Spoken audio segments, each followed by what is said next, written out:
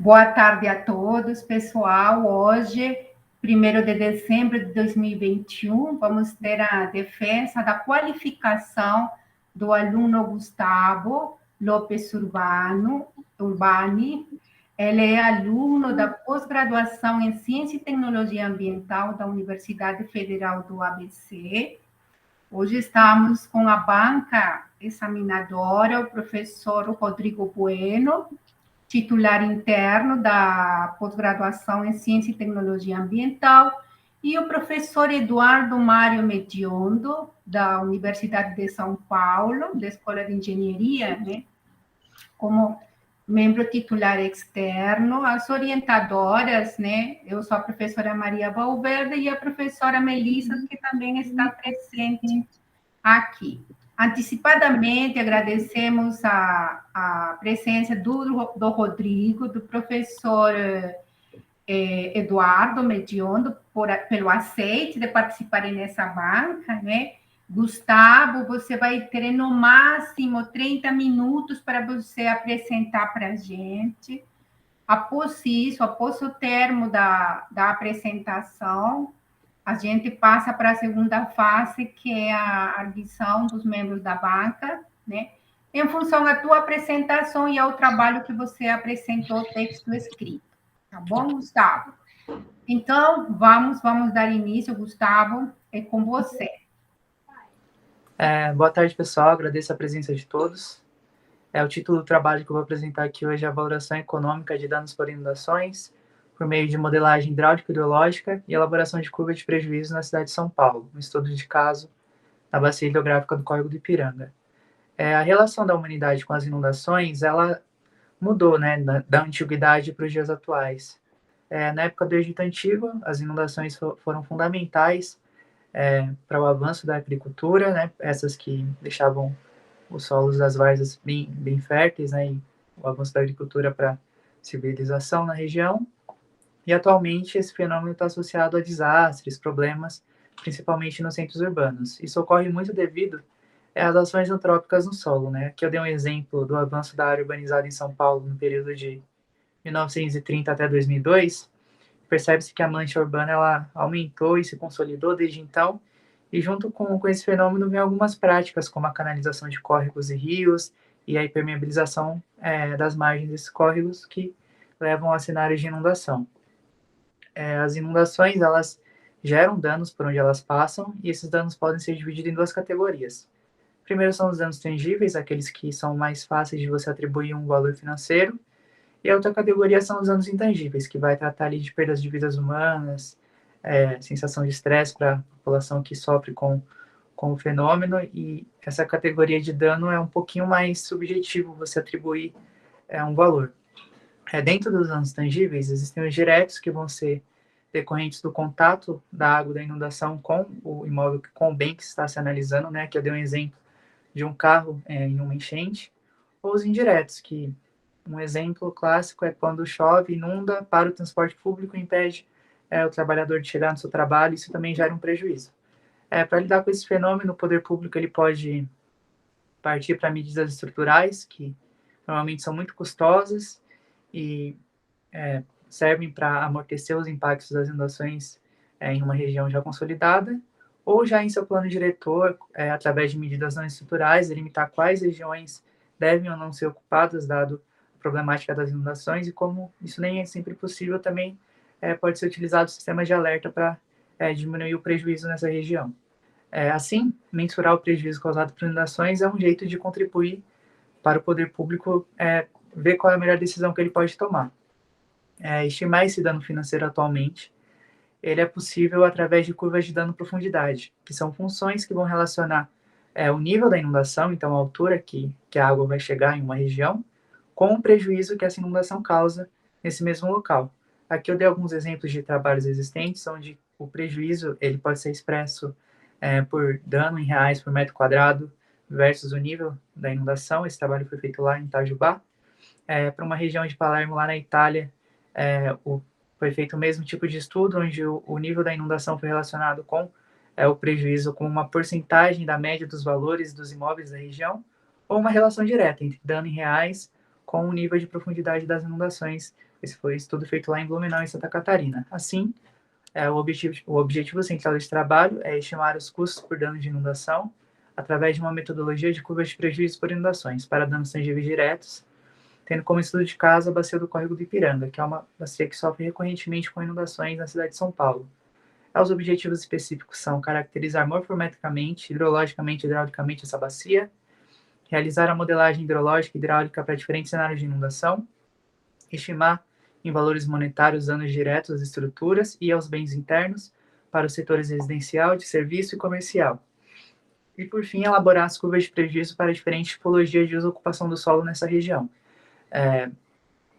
E extrapolando os resultados para ver como o prejuízo ele sobe de acordo com diferentes cenários de probabilidade.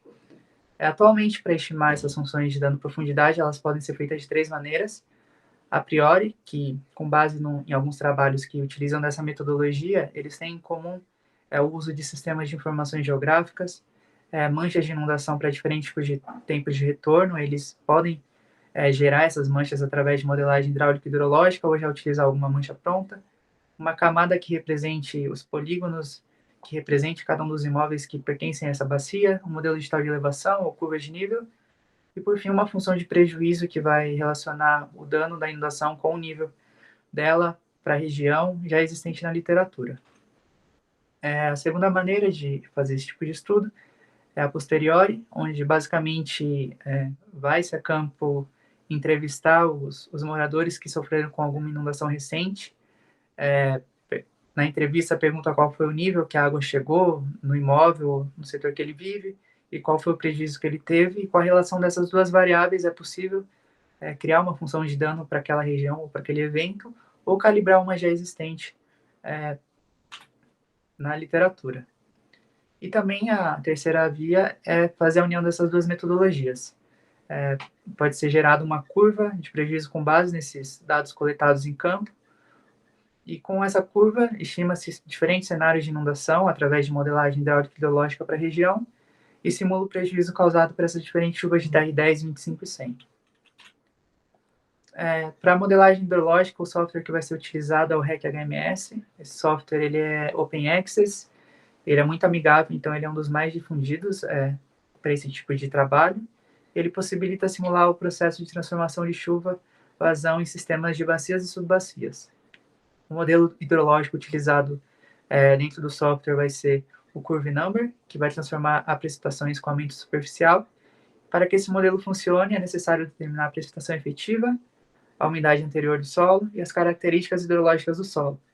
Essas duas últimas variáveis elas são determinadas em função do CN, do Curve Number, que é o parâmetro fundamental aqui nessa formulação para calcular a precipitação efetiva na região. Para modelagem hidráulica vai ser utilizado o software REC-RAS, que ele também é open access e tem uma interface bastante amigável, por isso que também ele é bastante difundido, e ele possibilita a simulação unibidimensional do escoamento em canais abertos sobre regime permanente e não permanente. O modelo hidráulico utilizado vai ser o de remanso. Para que ele funcione é necessário conhecer a vazão, geometria, rugosidade do canal e o nível d'água na seção inicial ou final desse trecho de estudo. Essas variáveis elas estão disponíveis para a bacia do Córrego do Ipiranga, e a partir do modelo, que quando ele rodar, vai ser fornecida a altura da lâmina d'água em cada uma das seções de estudo, e sendo possível assim gerar uma mancha de inundação para a minha bacia de estudo. A bacia do Córrego do Ipiranga ela tem cerca de 23 km². O Córrego do Ipiranga ele nasce aqui no ponto 2, dentro do Parque Estadual das Fontes do Ipiranga, e ele deságua aqui no ponto 9, no Rio Tamanduateí. A maior parte do Córrego do Ipiranga ele está em canal a céu aberto, aqui nesse trecho indicado na cor preta. E aqui eu deixei alguns registros fotográficos de inundações ao longo dos anos nessa bacia. A foto 1 é de 2011, a foto 2 é de 2006 e a 3 é a mais recente, de 2019. A principal fonte de dados para este trabalho foi a plataforma GeoSampa, onde nela obteve-se um modelo digital de terreno da cidade de São Paulo, a delimitação da área de estudo e a sua hidrografia, e a base cadastral de imóveis, além de outros dados que vão ser citados ao longo do trabalho. A primeira etapa da metodologia foi a caracterização morfométrica. Essa etapa que vai gerar alguns índices que vai ser possível, com esses índices, discutir se essa bacia ela tem uma propensão baixa, média ou alta a inundações. Esses índices eles são os coeficientes de compacidade, fator de forma, índice de conformação, densidade de drenagem, a declividade da bacia e o tempo de concentração. Esses indicadores eles estão sendo gerados somente para a região de estudo onde o córrego está a céu aberto, e aqui são algumas variáveis necessárias que são encontradas via software de geoprocessamento para calcular cada um desses índices indicados nesse slide. Em seguida, determinou-se a hidroclimatologia da região. Para isso, utilizou-se a série histórica pluviométrica do IAG de 1933 até 2020, onde nela identificou-se a climatologia mensal, através do cálculo da média aritmética do valor pluviométrico mensal para cada mês, em todo esse período analisado, e também a sua variabilidade, utilizando o desvio padrão mensal. Essa etapa, basicamente, para entender qual é o período chuvoso e de seca da região de estudo. E, em seguida, determinou-se a tendência da variabilidade interanual da chuva máxima diária anual para ver se na região as chuvas ela apresentam uma tendência de crescimento no seu volume, diminuição ou estagnação. Por último, dentro da caracterização morfométrica da região, com a série de dados disponibilizada pelo IAG, separou-se os valores em 3 períodos climatológicos com um intervalo médio de 30 anos entre cada um deles. Com esses valores, aplicou-se a distribuição estatística de Gumbel para encontrar a chuva diária para os TRs alvos desse estudo. E com esses resultados da chuva diária, aplicou-se o método da desagregação, que foi desenvolvido pela CETESB, para se obter valores de chuvas com duração menores do que um dia. Com esses valores, dividiu-se cada um deles pelas suas respectivas durações em horas, a fim de encontrar a intensidade de precipitação máxima para se imputar as curvas IDF para a região. A próxima etapa foi a modelagem hidrológica, onde, inicialmente, para que ela funcione, é necessário você dividir a sua bacia de estudo em subbacias, e cada uma dessas subbacias, aqui eu coloquei uma representação no software QGIS, né, onde eu fiz a divisão, e depois eu transportei esses dados para o REC HMS. Dentro do REC é assim que a interface exibe, né, os elementos, e as subbacias, elas são dentro da categoria de elementos hidrológicos identificados por esse ícone, e cada subbacia ela vai representar uma subbacia correspondente que foi delimitada, e no seu exutório vai ter um nó de simulação, onde, idealmente, no modelo, toda a chuva que cair sobre essa bacia, ela vai drenar para cada um desses nós. Então, aqui um exemplo, toda a chuva que cair sobre a subbacia 4, tá pequeno de ler, mas é o que está escrito aqui, vai drenar para o nó 4, que cai na subbacia 5 vai drenar para o nó 5, que cai na subbacia 6 de chuva vai drenar para o nó 6. Todos esses nós vão drenar para o seu nó ajusante, que aqui no caso é o nó 7, e todo esse processo é análogo até o exutório da bacia. Essa chuva que cai sobre a bacia, ela foi obtida pela IDF de São Paulo e discretizada pelo método de Huff do primeiro quartil. Obteve essa chuva para diferentes chuvas de projetos, para TR10, 25 e 100, no intervalo de tempo de 10 minutos entre elas, com um total de 2 horas. E, por fim, para que a modelagem hidrológica ocorra, é necessário fornecer ao software a área de cada uma dessas subbacias, o seu CN inicial, o lag time, que ele é um parâmetro que ele é obtido em função do tempo de concentração, a vazão de base de cada um desses córregos, constante de recessão e taxa para o pico, que são obtidos através da bibliografia. Para calibrar a modelagem hidrológica, foi escolhido 2 pontos de monitoramento existentes na bacia de estudo. Na parte mais central é o 563, que fica na Praça Leonor Calpa. O mais ajusante que é o 275, fica na Rua Coronel Diogo.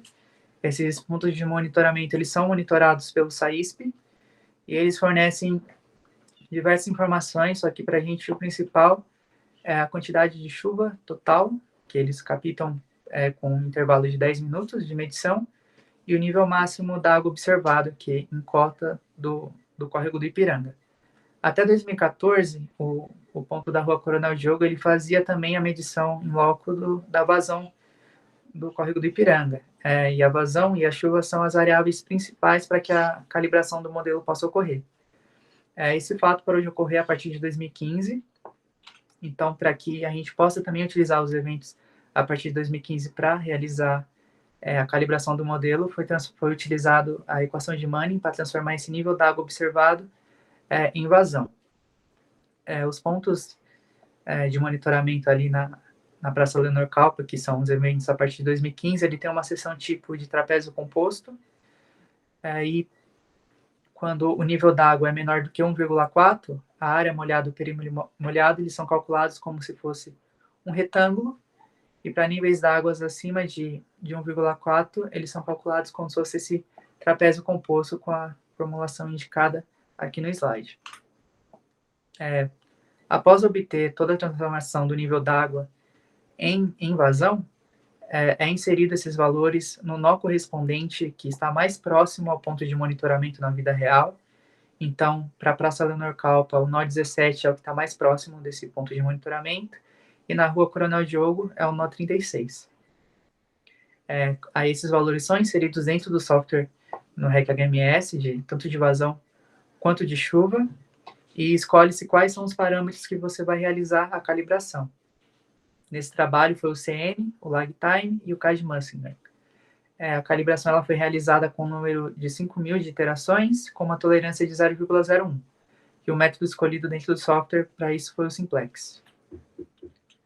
A modelagem hidráulica, que é a próxima etapa, ela começa fazendo uma delimitação das seções do córrego do Ipiranga com base no cadastro original do projeto de canalização desse rio.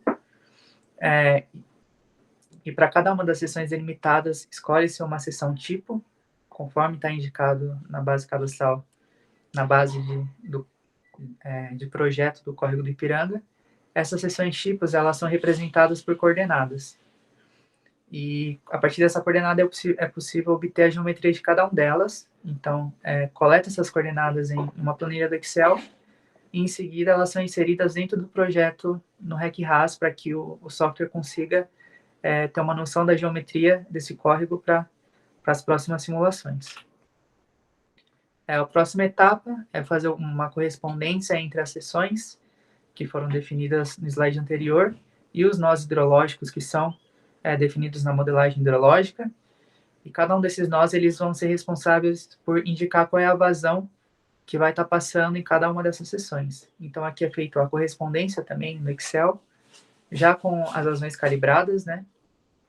E para que o modelo funcione é necessário inserir condições de contorno, e a escolhida para essa simulação foi a curva-chave média da região para os 2 pontos de estudo.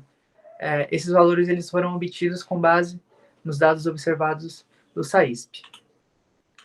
Agora é a etapa de cálculo do prejuízo, né, a metodologia. Primeiro, tratando da estrutura dos imóveis, o dano total causado em reais pela inundação, a estrutura de cada um dos imóveis foi obtido pela relação proposta pelo Tachini em 2010, onde o dano é 0,05 vezes a área atingida pela água, vezes o CUB, vezes o PED. A área atingida pela água ela é uma aproximação do cálculo do perímetro do imóvel versus o nível da inundação.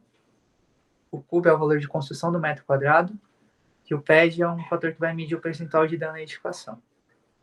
Toda essa etapa ela foi realizada em software de processamento, no caso QGIS. Então, inicialmente, delimitou-se quais são os imóveis pertencentes à bacia de estudo. Com os imóveis pertencentes à bacia de estudo selecionados, aqui eu dei um zoom para mostrar que essa camada preta aqui, na verdade, são essas camadas verdinhas, indicando a geometria de cada um dos imóveis. Eu transformei cada um deles em pontos, sem perder informações como a área de imóvel, perímetro e identificação. E isso foi necessário para que cada um dos pontos consiga fazer a extração da mancha de inundação uma informação. Então, a mancha de inundação que foi gerada na modelagem hidráulica, ela carrega com ela uma informação de nível de inundação. Pelo software, é possível utilizar essa função que os pontos conseguem extrair uma informação de uma camada raster, que é como está a mancha de inundação, e por isso transformou-se, né, cada um dos imóveis em pontos, e aí, utilizando esse algoritmo, é possível associar a cada um dos imóveis um nível de inundação. Em paralelo a isso, também é indicado quais imóveis sofrem com inundação na bacia de estudo, e com esses imóveis que já têm informação de área, perímetro, se sofre inundação ou não, e qual o nível de inundação que eles estão sujeitos, também associou-se a cada um deles uma classe de uso e ocupação do solo com base nos dados do GeoSampa. para cada imóvel que sofre com inundação, a gente sabe qual é a área de cada um deles que foi determinado lá na primeira etapa. Aí, a partir da faixa de área de cada um deles, é associado uma classe social de imóveis com base na classificação da BNT e um valor de CUB, que é um dos parâmetros necessários para calcular o prejuízo. E, por fim, sabendo a classe social de cada um desses imóveis e o nível da enchente que cada um deles estão sujeitos, é possível associar um valor de PED. E aqui é só um resumo, né, do que foi feito nessa etapa, onde cada informação coletada foi associada a um imóvel que é representado por esse ID, e a partir daí é possível calcular o dano à estrutura de cada um desses imóveis. O cálculo dos prejuízos aos bens internos foi obtido da relação proposta por Nagem Salgado, onde o prejuízo causado aos bens internos ele é obtido da relação de 0,05 vezes o custo dos conteúdos do imóvel padrão, que é com base em uma tabela que indica quais são os itens que pertencem a uma residência padrão no Brasil, para a classe B1, o IP, que é a área do imóvel padrão, que ele, no caso aqui o B1 é de 106,44 metros quadrados, multiplicado pelo fator do B1, que no caso vai ser 1, vezes a área inundada construída, que para esse modelo é considerado 60% da área total inundada. Os itens que não são contemplados por essa tabela, como roupas, alimentos, utensílios domésticos, eles são considerados como 15% do valor total do custo dos danos ao conteúdo da residência. Na região foi aplicado um questionário em 2018, 2019, para verificar qual foi o prejuízo que as inundações causaram aos moradores da região e aos comerciantes. O questionário ele foi aplicado em 4 trechos diferentes ao longo da bacia de estudo, num total de 83 entrevistados. Esse questionário, a principal informação dele para este trabalho é a relação entre nível de submersão e o dano que cada entrevistado respondeu que sofreu. O nível de submersão e o dano eles foram apresentados dentro de faixas, né, tanto para facilitar na hora da entrevista com o morador. E para análises futuras, por enquanto eu optei por fazer a transformação desses valores em faixas para valores únicos, para algumas etapas que eu pretendo fazer na hora de calibrar o prejuízo encontrado na região. Por fim, para facilitar as próximas análises, com base nos trechos que foram aplicados os questionários aqui indicados nesse mapa, eu fiz um correspondente dentro do QGIS e associei a cada um dos imóveis que sofrem com inundações a cada um desses trechos onde foram aplicados os questionários. Agora, eu vou falar um pouquinho dos resultados. Primeiramente, da caracterização morfométrica. Quando se analisa os resultados dos índices, eles indicam que a bacia do córrego do Ipiranga tem uma baixa propensão a inundações, quando se analisa principalmente o fator de forma e o índice de conformação. Só que não é o que se observa na realidade. Isso muito porque a canalização do córrego do Ipiranga, que ocorreu ao longo dos anos, somada à ocupação da planície de inundação, que 85% dela atualmente está ocupada, isso contribui para que as inundações ocorram na região e esses índices acabam não fazendo tanto sentido para uma bacia tão antropizada. A hidroclimatologia da região indica que o período chuvoso vai de novembro até março, sendo janeiro e fevereiro os meses com os maiores volumes de chuva.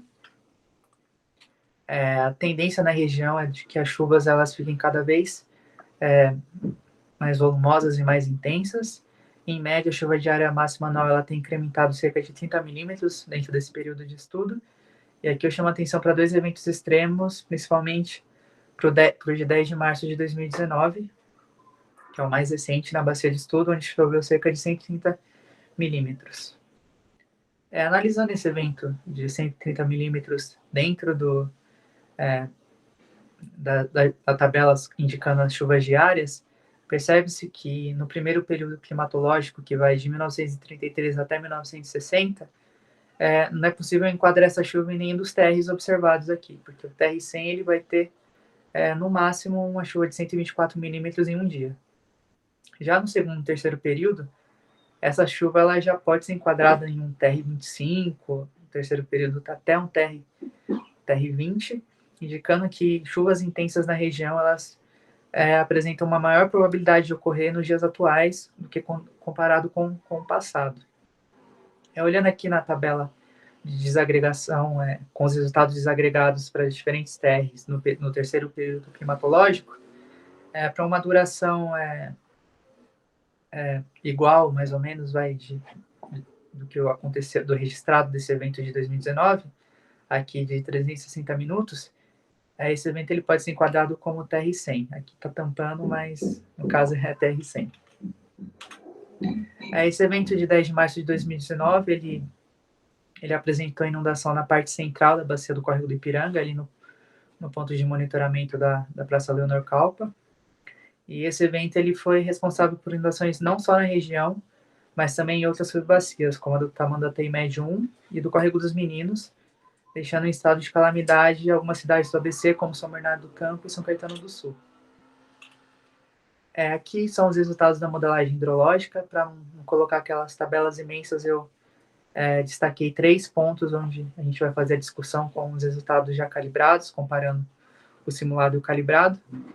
Esses pontos vão ser no ponto de medição da Praça Leonor Calpa, na Rua Coronel Diogo e no exutório da Bacia.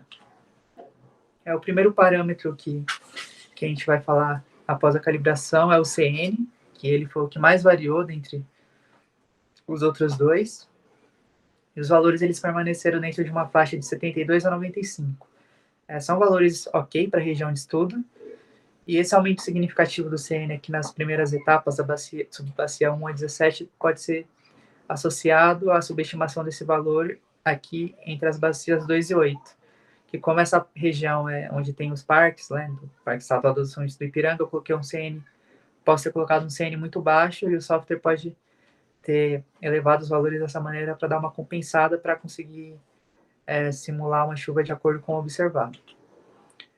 O lag time e o CAD-Mussingen, eles não apresentaram uma variação muito significativa com os valores iniciais que foram colocados no modelo.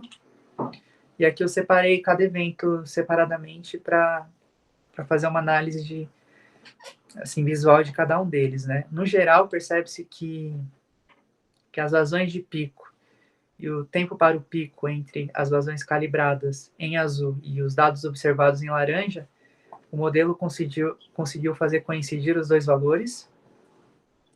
E essas diferenças entre o cinza, que é a vazão simulada previamente, com os dados observados, pode estar muito associado aos valores de CN que foram escolhidos para iniciar a simulação hidrológica e também algumas incertezas que podem estar no processo de transformação do nível d'água observado para a vazão observada, devido às aproximações que podem ter sido feitas na geometria das seções de cadastro do Córrego do Ipiranga. Aqui é uma comparação entre as vazões simuladas no nó 17, antes da calibração e depois da calibração. Para todos os tempos de retorno, os valores calibrados eles apresentaram um aumento, sendo que para TR10 esse aumento foi de 32,6 metros cúbicos por segundo, TR25 38,1 metros cúbicos por segundo e TR100 44,9 metros cúbicos por segundo. Esse padrão ele acaba se repetindo em todos os nós analisados, tanto aqui no nó 36, na Rua Coronel Diogo, como no exutório, indicando que a calibração é muito necessária, porque antes o modelo estava apenas subestimando as vazões na região. A modelagem hidráulica ela vai aparecer no software de duas maneiras, né, indicando de forma de tabela e também nesse desenho, nesse diagrama, onde que esses pontos vermelhos eles indicam a localização e a cota das margens do córrego de estudo. Então, se essas linhas azuis elas estão acima da margem, indica que nessa região houve inundação, e se elas estão abaixo da margem, indica que essa região não houve inundação. Para a bacia de estudo, somente as seções 1, 3,5, 4 e 5 das 38 não apresentaram transbordamento para a chuva de TR10 e 25, enquanto que para a TR100 somente as seções 1, 3,5 e 4 não apresentaram transbordamento. Aqui é a mancha de inundação obtida da modelagem hidráulica, e visualmente não consegue se ver muita diferença entre as manchas de TR10 e 100, nessa essa parte, por isso eu dei um zoom aqui no mapa, e a diferença entre elas fica mais evidente quando você analisa a área de extensão de cada uma delas e o número de imóveis que cada uma delas atinge nessa bacia. Então, com uma diferença de 0,20 quilômetros entre cada uma delas e de 400 imóveis atingidos entre cada uma das manchas. Quando compara esse resultado com valores observados na região já existentes, tem a mancha de inundação do PDMAT 3, que foi feita para o Rio Tamanduateí e para uma parte do córrego do Ipiranga. E na seção mais adjacente, os valores eles convergem, principalmente na parte mais próxima ao exutório. E com os dados de registro de ocorrência do CEMADEM e de áreas suscetíveis a inundações apontadas pelo IPT, todas elas também convergem com a mancha de inundação, indicando que para esse tipo de trabalho que se pretende fazer, de planejamento, verificar qual que é o prejuízo na região, essa mancha pode ser utilizada.